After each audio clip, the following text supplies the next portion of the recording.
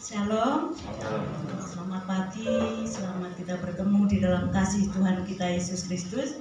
Saya berharap pada pagi hari ini kita persembahkan segala apa yang ada di dalam hidup kita. Saya mohon kita memberikan yang terbaik buat Tuhan. Bahkan wajah kita harus berseri-seri. Saya berharap juga karena kita menerima kasih Tuhan, cinta yang luar biasa daripada Tuhan. Saat ini biarlah kita mengungkapkan rasa cinta kita kepada Tuhan, menyatakan bahwa kedalaman hati kita, karena cinta Tuhan itu tidak lekang oleh waktu, dan kita ungkapkan dari dasar hati kita yang paling dalam bahwa Tuhan itu adalah melodi cinta kita. Dan saya percaya bahwa kita semua perlu cintanya. Dan saat ini kita mengungkapkan bagaimana ekspresi kita mengungkapkan cinta kita kepada kekasih kita. Kita akan puji Dia dengan Yesus yang termanis buat jiwaku, melodi cinta.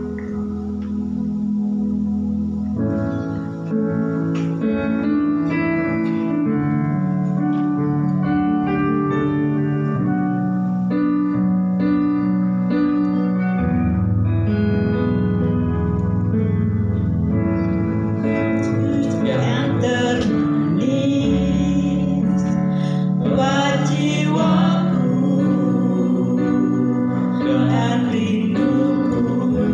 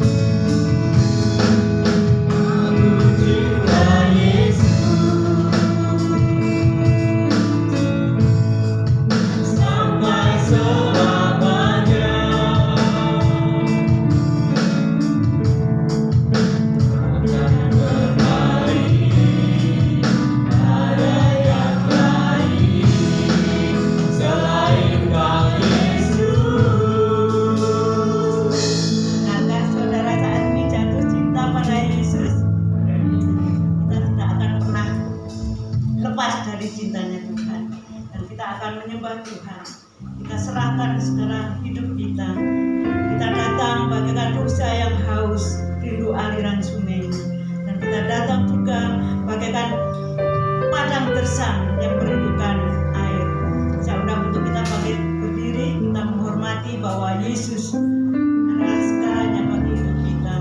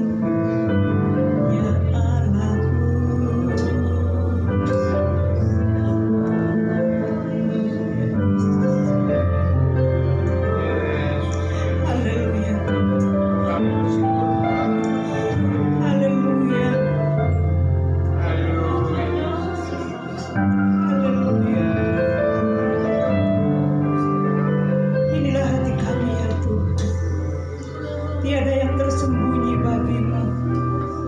Engkau tahu Tuhan, jiwa kami haus akan kasih-Mu, haus akan Engkau. Kami percaya Tuhan, Roh Kudus-Mu saat ini kami nantikan. Kami rindukan untuk mengurapi setiap hati kami. Tuhan, inilah ungkapan hati kami. Kami senantiasa rindu akan Engkau. Inilah hidup kami ya Tuhan. Kami mau belajar senantiasa mengasihi Engkau, karena kami tahu Engkau terlebih mengasihi kami ya Tuhan. Haleluya Yesus. Haleluya. Terima kasih Tuhan. Engkaulah segalanya dalam hidup kami. Kami perlu Engkau ya Tuhan. Layakkan kami saat ini Tuhan. Layakkan kami untuk boleh datang di hadirat-Mu. Haleluya Yesus. Haleluya. Kami senantiasa rindu akan Engkau ya Tuhan. Haleluya. Haleluya.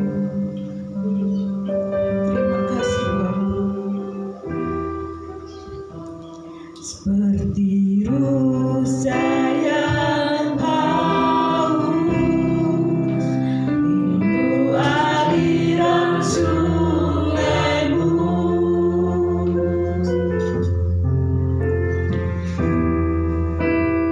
Hatiku tak tahan menunggu-Mu.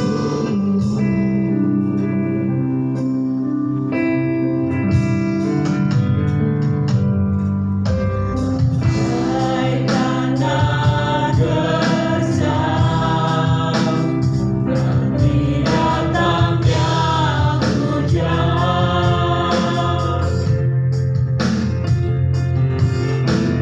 Berhidupku jiwaku, Tuhan hanya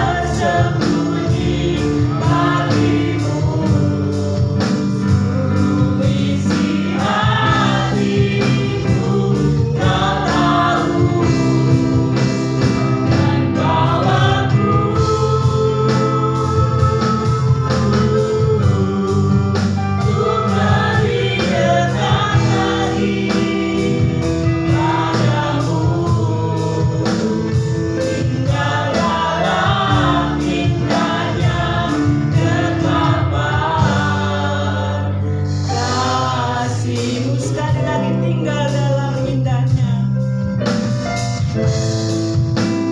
Tinggal dalam indahnya dengapkan kasih-Mu. Inilah Tuhan pernyataan hati kami.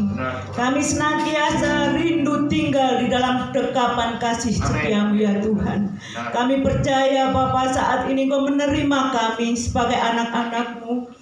Inilah pernyataan hati kami. Kami senantiasa rindu mengasihi Engkau ya Tuhan. Karena Engkaulah melodi cinta kami. Karena Engkaulah segalanya di dalam kehidupan kami. Engkau yang terutama di dalam hidup kami ya Tuhan. Dan kami menyadari Bapa, bahwa banyak kelemahan yang kami alami saat ini Tuhan. Ampuni kami Bapa. Ampuni ketidaklayakan kami ya Tuhan. Saat ini Tuhan kami rindu kiranya Engkau urapi kami semua. Engkau penuhi kami semua dengan Roh Kudus-Mu ya Tuhan. Dan kami juga berdoa Tuhan saat ini, Buat saudara-saudara kami yang ada di dalam perjalanan, kiranya Tuhan hantar mereka sampai di tempat ini dengan hati yang bersukacita karena perjumpaan dengan Engkau ya Tuhan. Terima kasih Bapa di dalam surga. Kami percaya Tuhan, tiada yang tersembunyi bagimu. Engkau tahu kedalaman hati kami Tuhan. Saat ini Bapa, kami datang di hadirat-Mu dengan penuh ucapan syukur, dengan cinta yang menggebu kepadamu ya Tuhan. Terima kasih Bapa di dalam surga. Kiranya Tuhan Engkau hadir di tengah-tengah kami, bahkan Engkau ada di dalam setiap hati kami. Amin. Memenuhi hati kami ya Tuhan. Kami akan memuji-muji Engkau ya Tuhan. Berkati kami dengan pujian kami. Dan biarlah pujian apapun yang kami lakukan saat ini Tuhan, semuanya hanya untuk kemuliaan nama Tuhan. Kami persembahkan hati kami, jiwa roh kami Tuhan ke dalam tangan kasih setia-Mu. Kiranya Tuhan Kau urapi kami yang saat ini mengambil bagian. Kiranya singer, WL, musik, LCD, Tuhan Kau jamah hati kami semua. Bekerjalah Tuhan, sehingga kami memperoleh berkat-Mu. Terutama Tuhan Kau memberkati hamba-Mu yang akan menyampaikan firman-Mu. Kiranya melalui firman-Mu Tuhan, hati kami terbuka dan kami boleh hidup senantiasa diperbaharui oleh firman-Mu ya Tuhan. Engkau juga memberkati jemaat-Mu yang hadir pada saat ini ya Tuhan. Engkau buka hati kami. Kami akan menerima berkat-Mu ya Tuhan. Kami akan menerima yang terbaik yang daripada Tuhan. Tegurlah kami, didiklah kami dengan firman-Mu ya Tuhan. Terima kasih Bapa di dalam surga. Kiranya kami serahkan semua ini dari awal pertengahan hingga pada akhirnya ke dalam tangan kasih-Mu. Biarlah Tuhan, apa yang kami lakukan, kami tidak mencuri kemuliaan-Mu. Hanya Engkau Tuhan yang terutama di dalam hidup kami. Terima kasih Bapa, segala kemuliaan, hormat, syukur hanya bagi-Mu. Di dalam nama Tuhan Yesus kami sudah berdoa. Haleluya. Amin. Masih kuat berdiri saudara. Kita akan datang kepada Tuhan dengan pujian yang mengatakan bahwa ajarku berdiam dekat di kaki-Mu, menikmati segala yang terbaik daripada Tuhan. Biarlah nafas kita menceritakan kasih-Nya. Ajarku berdiam. Terima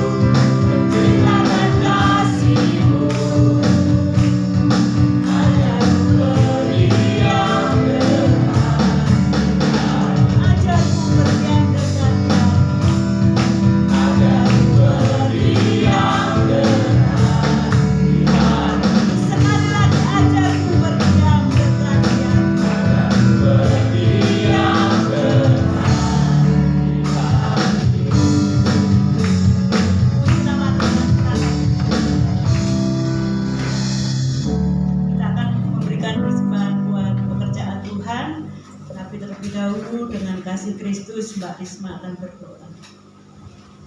Mari kita bersatu di dalam doa.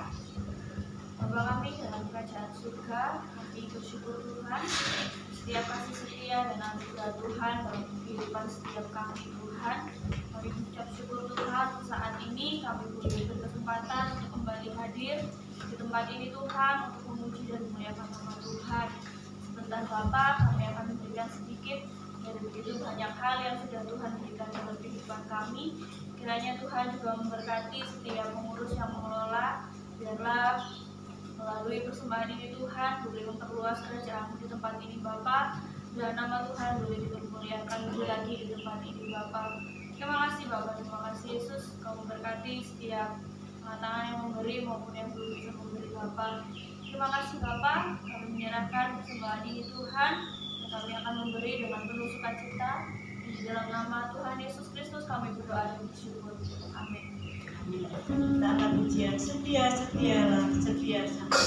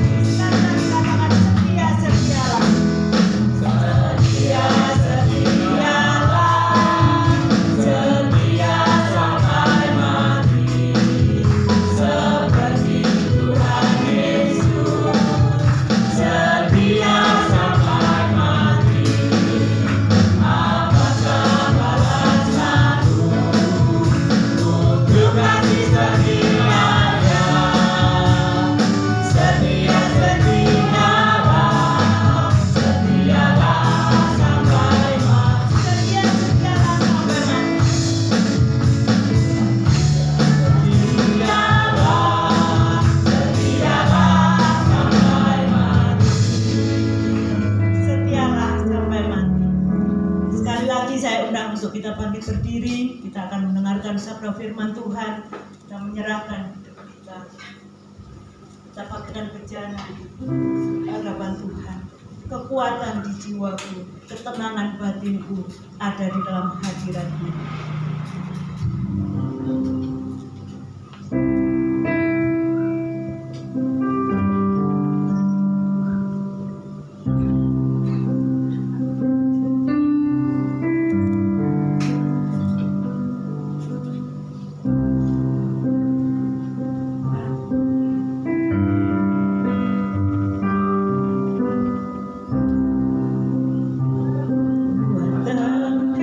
Jiwaku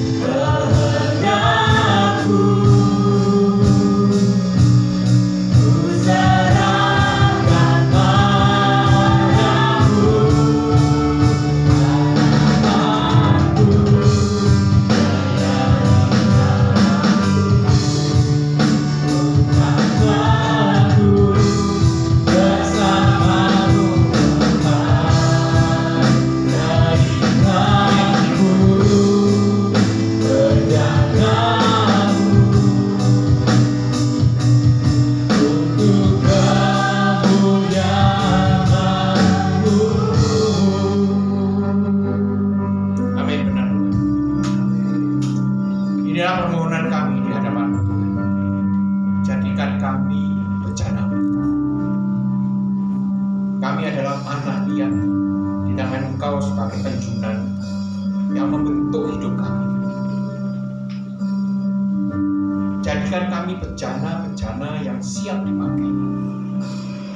Bukan bejana-bejana yang gampang pecah, bukan bejana-bejana yang tidak bisa dipakai, tetapi kami menjadi bejana-bejana yang siap dipakai oleh Tuhan.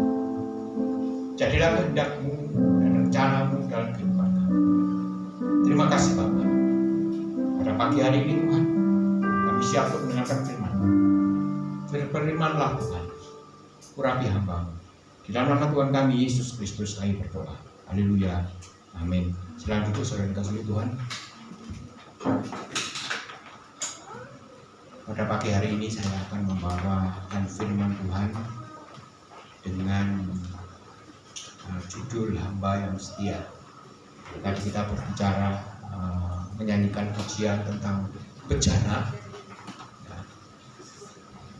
Di dalam kitab Yeremia dikatakan bahwa kita ini seperti tanah liat di tangannya membuat tembikar. Kalau bejana itu tembikar, di mana kita akan dibentuk oleh Tuhan, hidup kita dibentuk oleh Tuhan. Dan kalau saya pada saat ini pada pagi hari berbicara tentang hamba Tuhan, atau saya berbicara tentang hamba yang setia, saudara jangan mempunyai konotasi bahwa itu hanyalah untuk hamba Tuhan seperti Ibu Gembala atau saya atau Mbak Linda. Bukan hanya itu ya. Kalau saya berbicara tentang hamba Tuhan, bukankah Tuhan mengatakan kita semua adalah hamba-hambanya? Kita adalah orang-orang yang seharusnya kita siap untuk menjadi hamba-hamba Tuhan. Dan hamba Tuhan, sebagai hamba Tuhan, maka kita perlu siap setiap waktu dan setia. Kita akan membaca firman Tuhan dalam pagi hari ini di dalam Matius mulai pasal 24 ayat yang ke-45, saudara.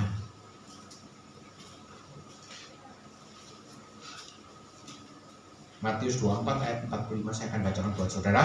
Siapakah hamba yang setia dan bijaksana, yang diangkat oleh tuannya atas orang-orangnya untuk memberikan mereka makanan pada waktunya?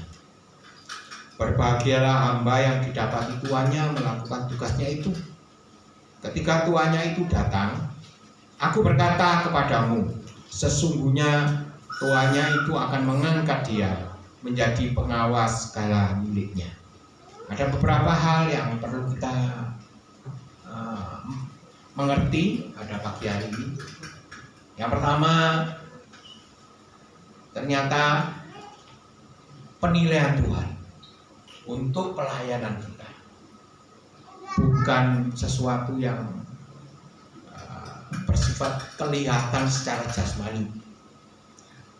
Kadang-kadang kalau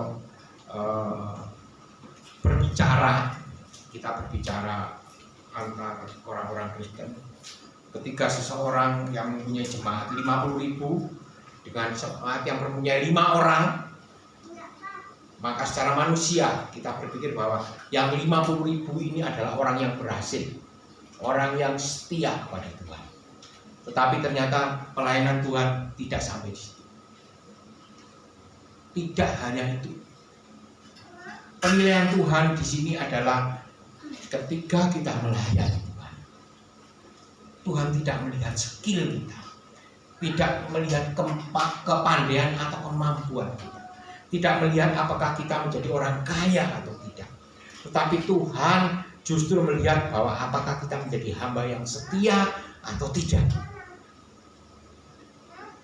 Ya. Saya sering masuk di dalam gereja-gereja kecil, di dalam perintisan dan lain sebagainya, dan saya melihat di sana mereka berjuang habis-habisan. Saya masuk di dalam pedalaman di Sumba, ada seorang perempuan, mungkin saya pernah cerita kepada Bapak Ibu sekalian, ada seorang yang begitu setia melayani. Dia di desanya tidak ada air, jadi kalau butuh air untuk minum, dia harus bawa jerigen yang isi 10 liter atau 20 liter, dia harus bawa dari kota. ke desanya dan itu tidak ada kendaraan, dia harus berjalan kaki dan itu bisa sampai 5 kilometer. Dan saya melihat tempat pelayanannya dia adalah hanya gubuk yang ketika ada babi yang lewat atau kambing yang lewat, rumahnya sudah hampir roboh.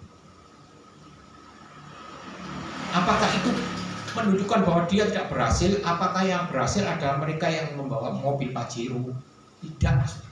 Tuhan tidak pernah menilai keberhasilan atau kesungguhan atau kesetiaan dari situ. Tapi Tuhan melihat hati seseorang. Kalau orang-orang dunia ini mereka melihat secara kasat mata, secara kelihatan mata bagaimana orang itu bisa berhasil adalah ketika dia ada di dalam tempat yang tinggi, jemaatnya banyak, jumlah uangnya banyak, dia kaya. Tetapi Tuhan tidak pernah melihat itu. Tuhan melihat di dalam kesetiaan. Ya. Dan kalau kita membaca ayat tadi dikatakan bahwa ketika didapati tuannya, bahwa orang itu sedang melakukan pekerjaannya, ya, Tuhan bisa datang kapan saja. Kita tidak sedang hanya berbicara tentang akhir zaman, tetapi didapati tuannya adalah berarti bahwa setiap waktu, setiap saat ketika kita dipanggil oleh Tuhan untuk melayani Tuhan, kita siap untuk melayani. Contohnya begini saudara, jangan sampai ketika saudara mendapatkan tugas untuk main musik, atau saudara mendapatkan tugas untuk menyapu gereja, atau saudara mempunyai tugas untuk menjadi singer, atau saudara mengatakan saya tidak bisa tante. Kenapa? Saya lagi ada acara dengan teman-teman. Dan kemudian ketika saudara ada dengan teman-teman saudara, Tuhan datang yang kedua kali. Kita nggak ngerti saudara kapan Tuhan datang. Bukankah kita tidak pernah mengatakan kapan Tuhan datang? Tetapi celakalah kita ketika kita diberikan oleh Tuhan tanggung jawab, dan Tuhan datang kedua kali, kita sedang tidak melakukan tanggung jawab kita. Jadi hati-hati saudara, ketika Tuhan memberikan kepada kita tanggung jawab, maka kita harus menyelesaikan tanggung jawab itu dengan baik. Saya kemarin waktu minggu lalu berbicara dengan anak-anak di bagian musik. Saya berbicara kepada mereka, kalau ketika kita melayani Tuhan, jangan sampai Tuhan mendapati kita asal-asalan melayani Tuhan, saenake dhewe, tanpa latihan. Kita tidak pernah belajar di rumah. Kalau Tuhan memberikan kepada kita skill, Tuhan memberikan kepada kita talenta, maka Tuhan ingin ketika kita melayani Tuhan, Tuhan mendapati kita dalam keadaan melayani dengan kesungguhan hati, bukan dengan main-main saudara. Bukankah ketika kita melayani dipanggil oleh Tuhan, itu adalah satu hak istimewa. Saya katakan kepada Bapak Ibu sekalian, karena saya tahu alangkah indahnya orang-orang yang dipakai oleh Tuhan. Alangkah sedihnya kita menjadi orang yang tidak dipakai oleh Tuhan. Kalau bahasa Cina namanya puyung. Alangkah sedihnya kita menjadi orang-orang yang puyung, gak dipakai sama sekali. Karena saya pernah mengalami itu ketika saya sakit. Saya sakit, saya hanya bisa terbaring tempat tidur. Saya ingin bergerak, saya ingin melayani Tuhan, tidak bisa. Saya berdoa, Tuhan, apakah saya ini menjadi orang yang sudah invalid dan tidak bisa dipakai oleh Tuhan? Jadi ketika saudara semuanya dipakai oleh Tuhan, saudara saat ini menjadi badan yang sehat dan Bapak Ibu, gunakan waktu yang sebaik-baiknya untuk melayani Tuhan. Siap sedialah setiap waktu, setiap saat ketika Tuhan mau memakai saudara. Ya, nasihat Tuhan kepada jemaat di Sardis yang ini menjadi pengulangan dari apa yang dikatakan di dalam kitab Petrus, bahwa Tuhan bisa datang seperti pencuri di waktu malam. Ya. tidak bisa ketahuan. Kita bisa lihat tanda-tandanya sekarang. Mau kiamat kita lihat ambruknya ekonomi, kelaparan di mana-mana, ada sampar di mana-mana. Kita bisa melihat itu, tapi kita tidak tahu kapan. Tuhan tidak pernah tentukan. Jadi kalau sekarang ini kalau ada hamba Tuhan yang mengatakan kiamat tahun 2026 itu muncul, saudara. Itu tidak bisa diketahui oleh manusia. Yang tahu hanya Tuhan saja. Tetapi Tuhan menyuruh kita hanya apa? Kita perlu bersiap sedia. Ketika Tuhan mau pakai kita, ketika Tuhan mau menggunakan kita menjadi orang-orang yang siap dipakai oleh Tuhan. Ya, apapun yang Tuhan berikan kepada kita, tugas apapun itu. Mungkin sederhana, mungkin kita harus disuruh nyupir sama Tuhan. Mungkin kita disuruh ngecek gereja, hal yang sepele. Tapi kita harus lakukan itu dengan benar. Dan dikatakan lagi di sini bahwa yang memberikan makanan pada waktunya. Artinya apa, saudara? Artinya kita perlu siap setiap waktu, tidak lalai, tidak menunda pekerjaan kita. Betapa seringnya, saudara, kita menjadi orang-orang yang tidak bertanggung jawab di hadapan Tuhan. Kita tidak lagi menjadi orang yang ketika kita diberi pekerjaan, kita tidak menyelesaikan dengan baik pekerjaan, tapi kita lalai. Ya. Kalau Tuhan menyuruh kita, maka kita perlu wajib melakukan yang terbaik bagi Tuhan. Berikutnya, saudara, kalau kita baca di dalam 2 Petrus 3, saudara, saya akan bacakan buat saudara. Jadi, jika segala sesuatu ini akan hancur secara demikian, betapa suci dan salehnya kamu harus hidup. Saudara dikasihi Tuhan, di dalam ayat ini, kesiapan kita bukan hanya kita siap bekerja buat Tuhan, tetapi kehidupan kita pun harus kita persiapkan. Kita tidak tahu kapan Tuhan akan datang kedua kali.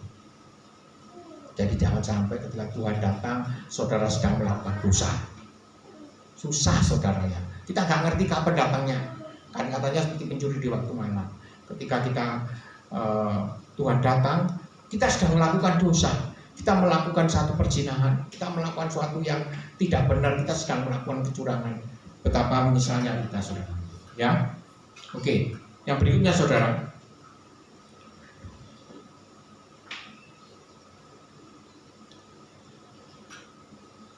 pelayanan pekerjaan Tuhan itu tidak terbatas hanya kepada percaya dan menyembah.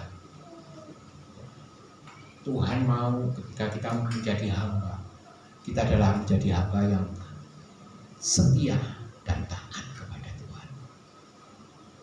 Kita perlu menjadi hamba yang taat. Terus saudara tanya, bagaimana kami bisa taat? Bukankah kami tidak pernah dengarkan firman Tuhan? Bukankah kami tidak pernah dengar Tuhan berbicara secara pribadi? Mungkin tidak.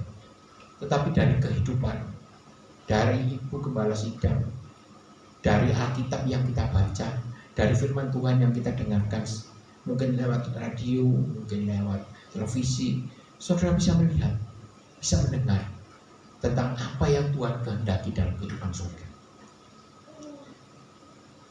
Ketika kemarin dulu saya beberapa waktu yang lalu, beberapa bulan yang lalu, saya mengalami masalah yang cukup berat.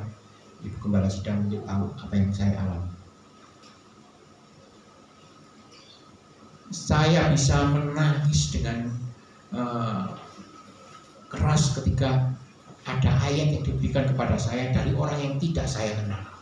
Orang yang tidak saya kenal, tetapi ayat itu menguatkan saya bahwa saya harus tetap kuat di dalam Tuhan. Saya harus tetap berjuang di dalam pekerjaan Tuhan. Waktu itu saya benar-benar datang. Saya lihat bahwa ini caranya Tuhan untuk menguatkan saya. Ada banyak cara Tuhan berbicara kepada kita. Ada banyak cara Tuhan menguatkan kita, sehingga kita tetap menjadi hamba yang setia di hadapan Tuhan.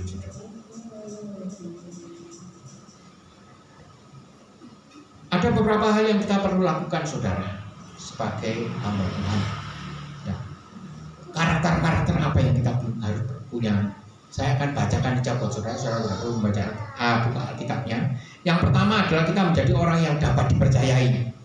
Itu di dalam 1 Korintus 4 ayat yang kedua dikatakan, yang akhirnya dituntut dari pelayanan-pelayanan yang demikian ialah bahwa mereka ternyata dapat dipercayai. Kita perlu menjadi orang yang dapat dipercayai oleh Tuhan. Kita adalah orang-orang yang bisa dipegang oleh Tuhan. Artinya apa saudara yang dikasih oleh Tuhan? Artinya begini saudara, ketika kita melayani Tuhan,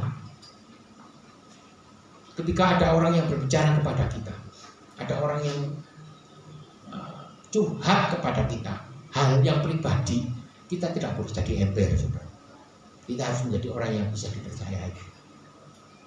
Seringkali kita tuh lupa gitu. Nah, misalkan sekarang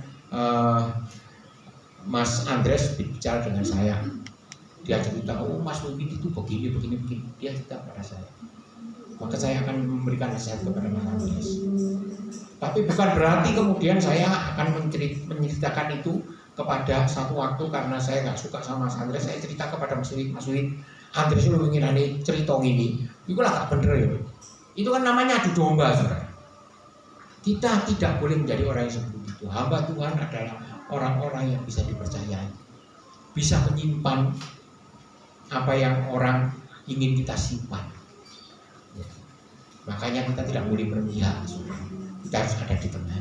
Yang berikutnya saudara, karakter hamba Tuhan yang diperlukan kedua adalah kita perlu setia. Di dalam 1 Timotius 1 ayat 12 dikatakan begini, aku bersyukur kepada Dia yang menguatkan aku, yaitu Kristus Yesus Tuhan kita, karena Ia menganggap aku setia dan mempercayakan pelayanan ini kepadaku. Hal yang kedua yang diperlukan oleh kita adalah kita perlu setia. Kalau kita setia, maka hal-hal yang kecil yang dipercayakan oleh Tuhan, kita setia melakukan itu, maka kita akan mendapatkan hal yang besar. Ya, hal yang besar akan kita dipercayakan kepada kita. Hal yang kecil kita perlu setia, saudara. Saya masih ingat Mas Wiwin dulu, kalau waktu di gereja, Mas Wiwin dulu tinggalnya di sini berapa tahun Mas Wiwin? Tinggal di gereja berapa tahun? 6 tahun di gereja. Tanya aja Mas Wiwin, apa yang dia kerjakan? Dia termasuk orang yang tinggal di sini yang paling rajin, nyapu gereja, bersihkan gereja. Nah itu Mas Wiwin itu 6 tahun dia di sini. Hal kecil yang kita kerjakan dengan setia, saudara, maka hal besar akan diberikan ke Tuhan kepada kita. Ya, oke. Yang berikutnya saudara, di dalam 1 Timotius 4 ayat 16 saya bacakan buat saudara. Awasilah dirimu sendiri dan awasilah ajaranmu. Bertekunlah dalam semuanya itu, karena dengan berbuat demikian engkau akan menyelamatkan dirimu dan semua orang yang mendengar engkau. Yang ketiga, kita perlu introspeksi. Tidak hanya kita melihat orang lain, tapi yang paling penting di sini adalah kita mengawasi diri kita. Ya, jadi saya suka kalau memberikan gambaran kepada saudara. Kalau di sekitar kita semua orang sudah nggak suka sama kita, jangan kita menyerang lakon aja ini jahat, lakon aja ini nakal, aja ini kontablek, aja ini konjitan. Jangan, saudara. Kalau semua orang sudah nggak suka sama kita, ya kita harus introspeksi. Saya salah di mana? Gitu loh, ya. Harus gitu, saudara. Jadi jangan kita suka menuding orang lain, tapi kita tidak pernah mengawasi diri kita. Apakah kita benar? Saya suka lagu yang lama yang kita nyanyikan, lagu yang berjudul Jiwaku Terbuka Untukmu Tuhan. Kita perlu menjadi orang yang terbuka untuk Tuhan. Apa yang Tuhan mau dalam hidup kita. Setiap hari, setiap saat, saudara. Kita dengan Tuhan, mana bagian saya yang salah ya? Ketika kita berbenturan dengan orang lain, kita akan minta kepada Tuhan, mana saya yang salah? Bagian mana saya yang keliru di sini? Ya. Saya beberapa bulan lalu ada masalah-masalah gitu. Saya juga datang kepada Tuhan. Saya katakan kepada Tuhan, kalau memang saya salah, tunjukkan itu semua. Dan saya di hadapan semua orang saya mengatakan, kalau memang saya bersalah, saya minta maaf. Saya minta maaf dulu, itu nggak direkam, tidak apa-apa, kan saya sudah minta maaf. Nah, tetapi ketika hal itu terjadi saudara dalam kehidupan saya tahu bahwa saya ada dalam hal yang benar. Saya tetap meminta maaf, bukan berarti saya salah, saudara. Saya merasa bersalah, tapi saya tahu bahwa ini adalah yang Tuhan minta dalam hidup kita. Bahwa ya kita perlu saling memaafkan dalam Tuhan. Ya. Oke, yang berikutnya saudara, Timotius 6 ayat 14 saya bacakan buat saudara. Turutilah perintah ini dengan tidak bercacat dan tidak bercela, hingga pada saat Tuhan kita Yesus Kristus menyatakan dirinya. Yang keempat adalah kita perlu tidak bercela. Apakah gampang hidup yang tidak bercela? Sulit saudara, karena kita hidup masih dalam daging, kita masih dalam kemanusiaan. Kadang-kala ya kemarahan kita muncul, kadang-kadang kita suka jengkel dengan orang, kadang-kala kita suka bujuk, kadang-kala kita suka si nakal, si berdi, ya itu masih wajar, kita bisa semua keluar dalam kehidupan kita. Tapi bukankah kita mempunyai Tuhan yang dikatakan bahwa Tuhan yang selalu mengampuni kita? Makanya kita perlu introspeksi melihat hidup kita setiap hari, supaya ketika Tuhan datang yang kedua kali menjemput kita sudah siap. Saya menjadi manusia yang tidak bercela. Karena apa? Karena tadi barusan saya sudah minta ampun sama Tuhan. Tadi barusan saya sudah mengintrospeksi diri saya, dan saya melihat kedapatan saya memang bersalah dengan minta ampun sama Tuhan. Kita membiarkan hidup kita di hadapan Tuhan menjadi hidup yang tidak bercela. Hidup itu akan sulit pada masa-masa sekarang, masa-masa akhir ini, di mana godaan, gangguan yang bertubi-tubi yang datang lewat apa saja, baik lewat medsos, baik lewat handphone, itu banyak sekali hal yang mencoba menggoda kita. Berbahagialah kita apabila kita tetap bertahan di dalam. Berbahagialah apabila kita menjaga tingkah laku pola hidup kita tetap bersih di hadapan Tuhan. Yang berikutnya saudara, di dalam Wahyu 2 ayat 25 dikatakan, tetapi yang ada padamu peganglah itu sampai aku datang. Yang kelima, yang terakhir adalah kita perlu tetap teguh memegang kebenaran. Apapun yang tidak benar bisa melewati hidup kita. Kadang-kadang saya mau katakan kepada Bapak Ibu, belum tentu seorang ahli teologi, belum tentu seorang profesor sekalipun, dia adalah orang-orang yang memegang kebenaran, memegang firman Tuhan. Ya, jadi jangan salah saudara. Tumpai dewi sekolah Alkitab sampai selesai sarjana, kemudian sampai master teologi, kemudian sampai profesor teologi, mereka tetap memegang firman Tuhan. Belum tentu.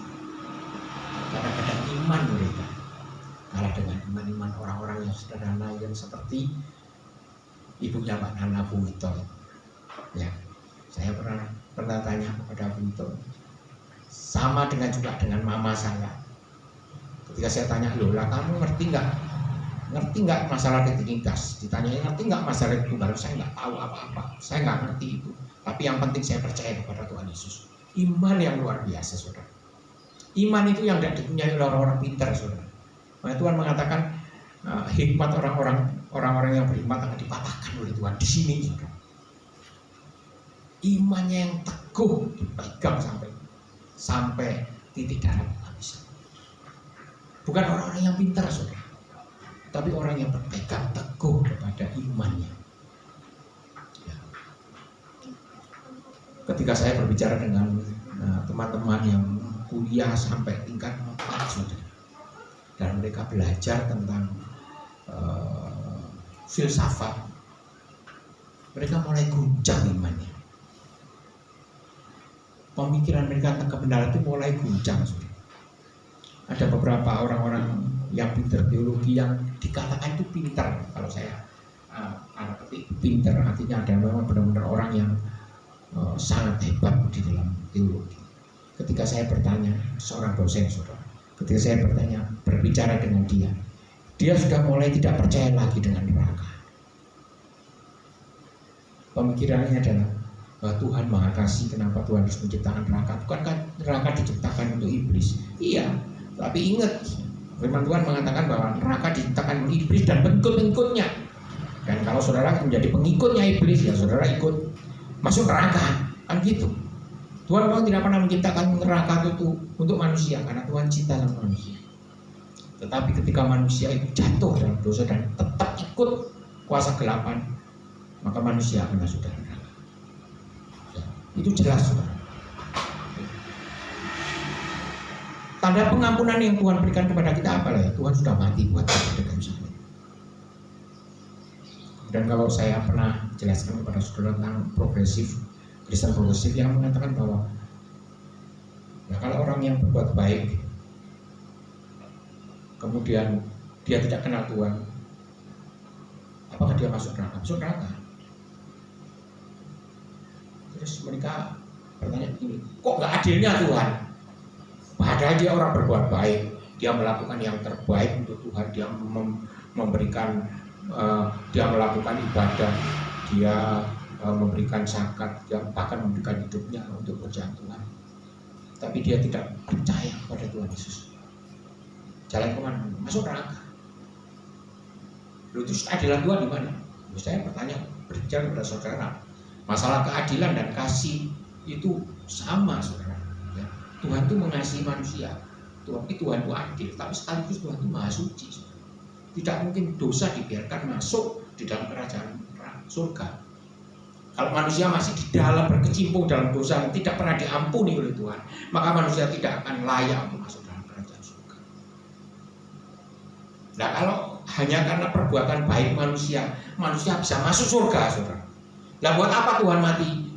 Buat untuk kita di kayu salib. Untuk apa Tuhan repot-repot masuk ke dunia ini dan menjadi manusia biasa? Itu karya yang agung dan terbesar, saudara, yang membuat kita diampuni dan kita layak masuk surga, yang kita dilayakkan oleh Tuhan masuk surga. Ya, ajaran-ajaran kayak gitu yang mulai sekarang berseliweran, saudara. Jadi saudara harus tetap pegang teguh firman Tuhan. Apa yang dikatakan Tuhan? Yang dikatakan, akulah jalan dan kebenaran dan hidup. Tidak ada seorang pun sampai kepada Bapa selain melalui aku. Itu jelas firman Tuhan. Tidak bisa diingkari oleh siapapun juga.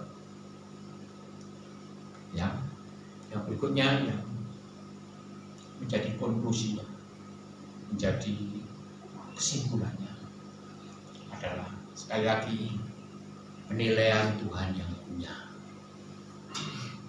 Ya. Manusia bisa menilai hanya dari jasmani saja. Tuhan hanya menilai sesuatu yang kelihatan.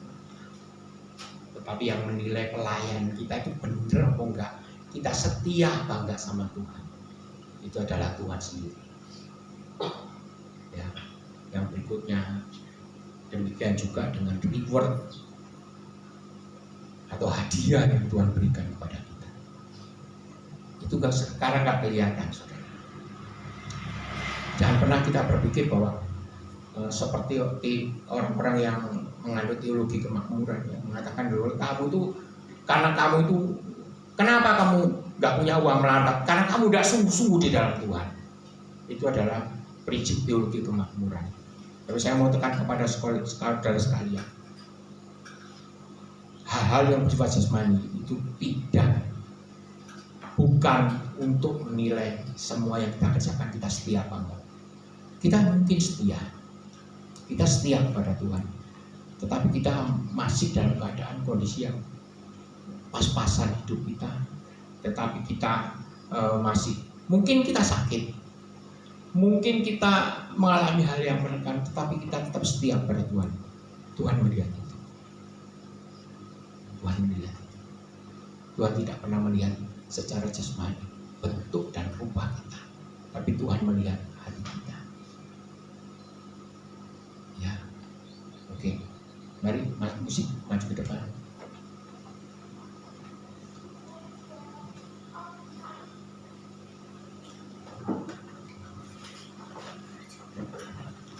dengan pujian, basuh aku di dalam darah-Mu.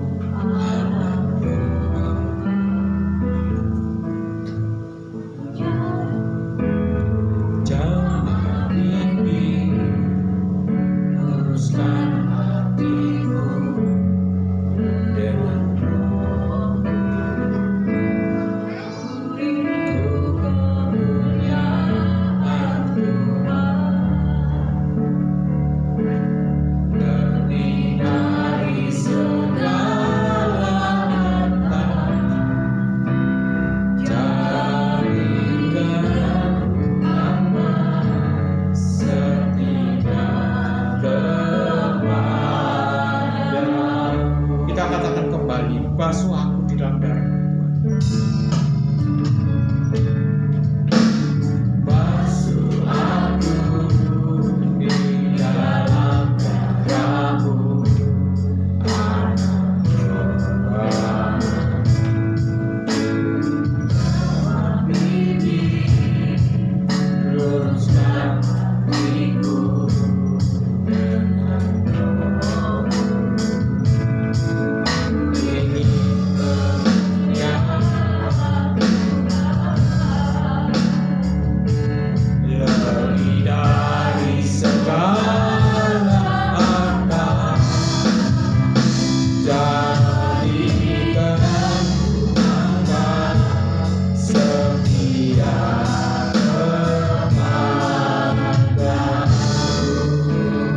lebih dari segalanya,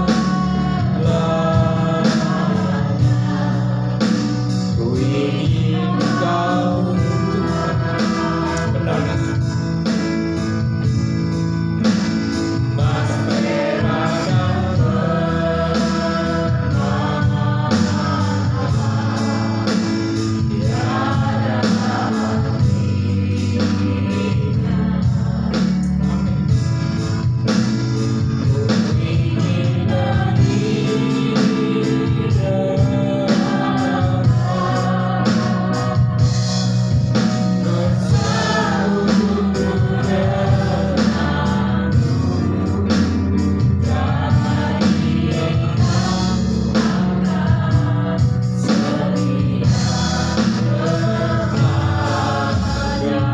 permata, tiada saudara,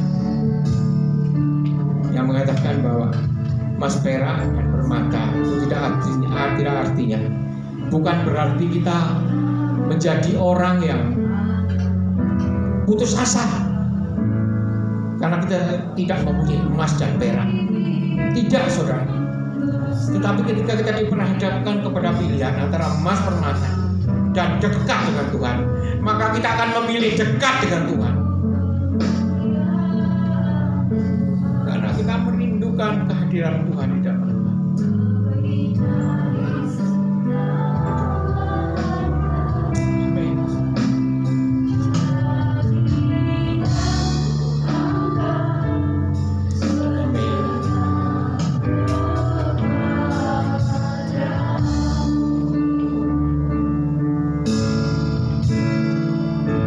Lebih dari segalanya,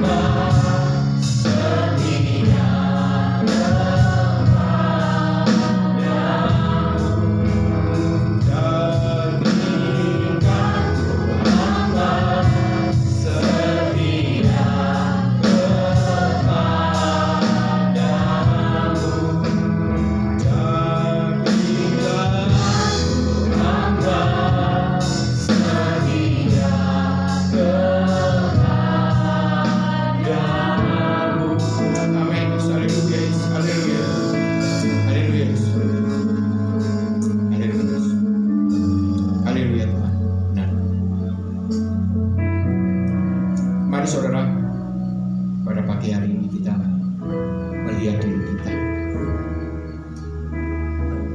Kita terbuka kepada Tuhan. Sudahkah saudara menjadi hamba yang setia? Sudahkah apa yang Tuhan taruh sebagai tanggung jawab saudara lakukan dengan baik? Apabila saudara sudah sedang melalaikan itu, datang kepada Tuhan, minta ampun kepada Tuhan. Tuhan, ampuni kami. Amin. Amin. Amin. Yesus.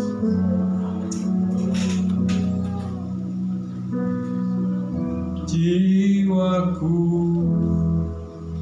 terbuka untukmu,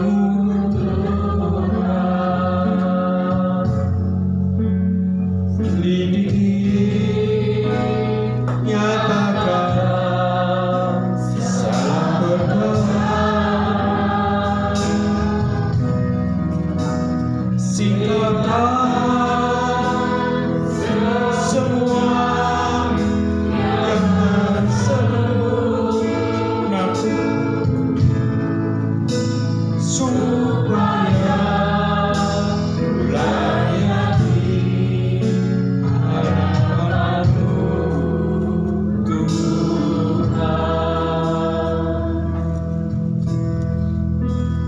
Jiwaku terbang untukmu,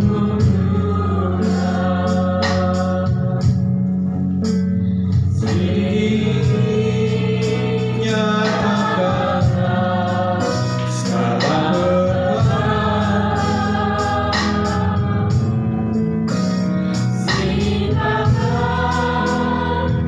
semua yang tersembunyi supaya melayani hadapan-Mu,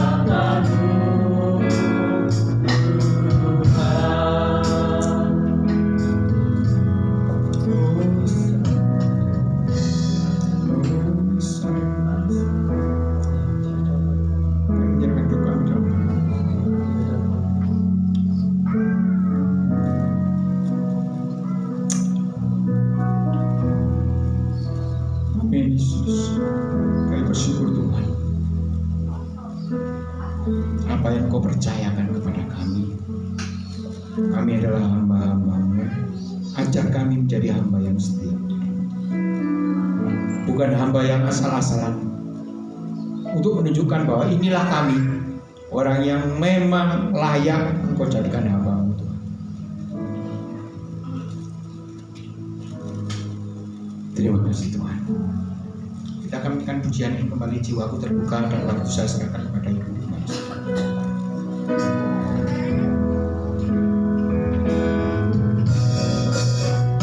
Jiwaku terbuka untuk Tuhan.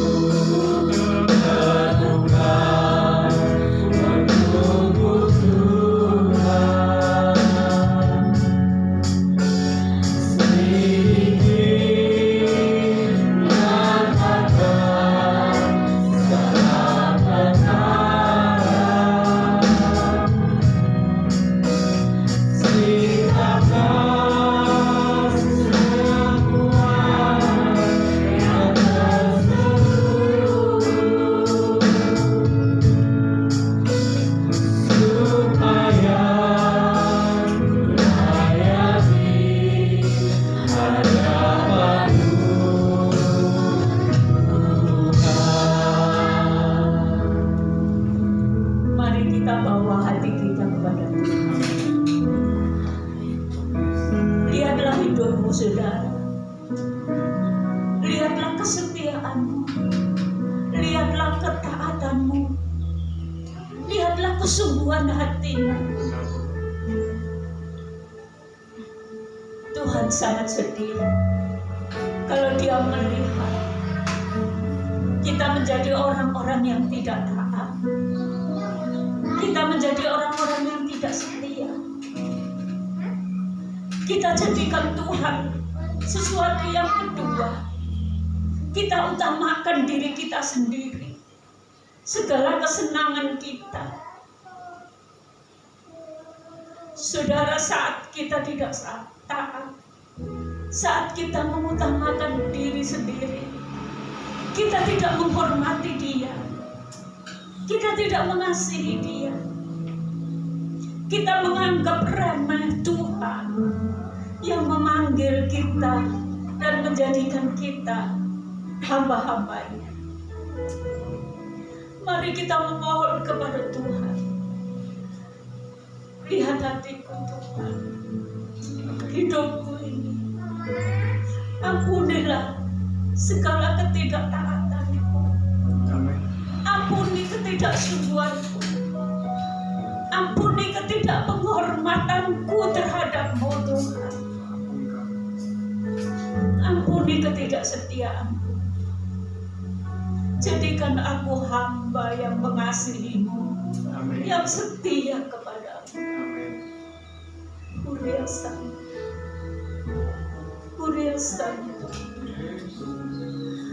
Aku berkata kepadamu, aku tahu segala perbuatan,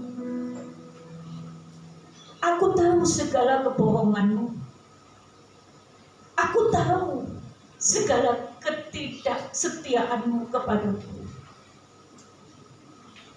Aku tahu bahwa kamu sedang tertarik kepada perkara dunia ini lebih dari menghormati aku, Allahmu. Aku tahu, anakku, tidak ada orang lain yang mungkin tahu, tetapi aku berkata kepadamu, aku tahu hatimu, aku tahu hidupmu, aku tahu seberapa kamu menghargai aku, Allahmu. Tetapi aku berkata kepadamu, jikalau kamu mau bertobat saat ini, jikalau kamu mau datang kepada aku, Allahmu, mohon keampunan dari aku, Allahmu, tanganku terbuka untukmu, tanganku terbuka untukmu. Tetapi aku berkata kepadamu, jangan keraskan hatimu, karena kamu sedang menuju kepada kebinasaan. Jangan keraskan hatimu. Aku mengenal hatimu. Serahkan kembali hatimu kepada aku, Allahmu. Aku akan menyertai dan memberkatimu.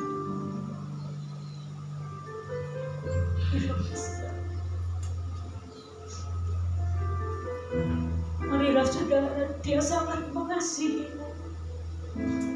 Dia tidak ingin kamu binasa. Dia mau menyelamatkanmu, dan Dia mau memakaimu untuk kemuliaan nama-Nya. Berikan hatimu dengan sungguh kepada-Nya, karena Dia tahu segalanya dalam hidup.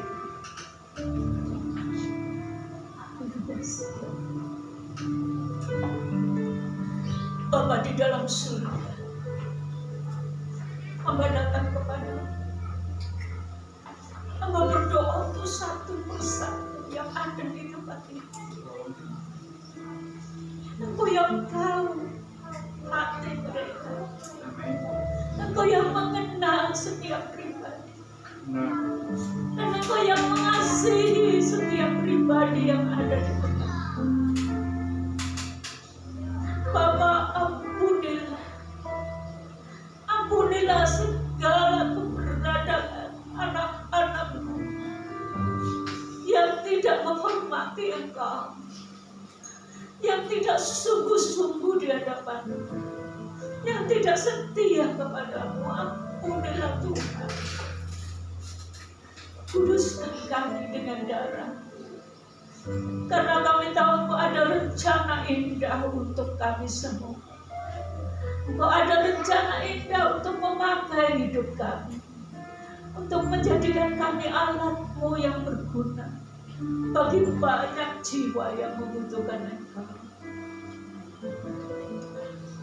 Peganglah tangan kami semua, peganglah tangan kami untuk lebih sungguh-sungguh, lebih setia, dan lebih mengasihi Engkau ya Tuhan. Terima kasih Bapa, terima kasih. Segala pujian, hormat, dan syukur hanya bagi-Mu. Kami berdoa buat Saudara Pendeta Jeremy. Tuhan, Engkau tahu segalanya yang sedang dialami. Kami percaya bahwa semua ada dalam rencana-Mu. Amin. Semua ada dalam maksud-Mu. Semua akan menjadi suatu kebaikan bagi kehidupan, untuk kemuliaan nama-Mu. Tuhan, kami bersyukur. Kami bersyukur untuk saudara kami Jeremy. Dan kami berdoa agar Tuhan pakai, Tuhan urapi lebih, menjadi kemuliaan dan kebesaran bagi nama. Terima kasih Tuhan. Terima kasih. Kami serahkan segala doa kami, segala pujian, hormat, dan syukur hanya bagi Engkau. Segala kemuliaan hanya bagi-Mu Tuhan. Di dalam nama Tuhan kami Yesus Kristus, kami berdoa dan mengucap syukur. Haleluya. Amin. Mari kita berdiri bersama-sama, angkat tangan Bapak Ibu Saudara di hadapan Tuhan. Bapak Ibu Saudara yang saya kasih, marilah kita pulang dengan segala berkat surga yang Bapa sudah anugerahkan bagi kita. Marilah kita pulang dengan firman-Nya yang telah berbicara kepada kita.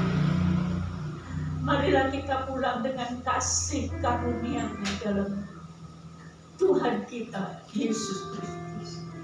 Dan marilah kita pulang bersama Allah Roh Kudus yang menyertai kita, yang mengerjakan kita, yang memimpin kita, dan yang mengurapi kita, agar hidup kita menjadi berkat bagi banyak orang.